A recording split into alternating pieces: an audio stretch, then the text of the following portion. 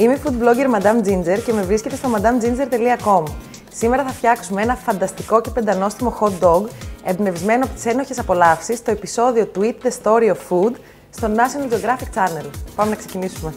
Για να καραμελώσει το κρεμμύδι μας, καλό θα ήταν να το κόψουμε ομοιόμορφο. Παράλληλα θα βάλουμε νερό για να βράσουν τα λουκάνικα και άλλο ένα τηγανάκι για να τηγανίσουμε το μπέικον. Και επειδή μιλάμε για πραγματικά ένοχες απολαύσεις, θα βάλω λίγο βουτυράκι και στο μπέικον. Μην φωνάζετε.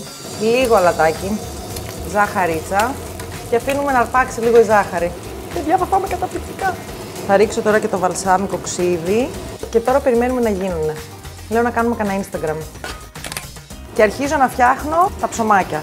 Βάζω κρεμμύδι, βάζω μπέικον, καλύπτω με τυρί, μπόλικο τυρί.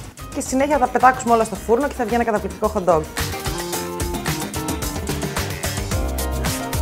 Πάμε να τα βγάλουμε. Το τυρί έχει λιώσει, το μπέικον έχει τσιθεί, τα λουκάνικα έχουν ζεσταθεί. Πω.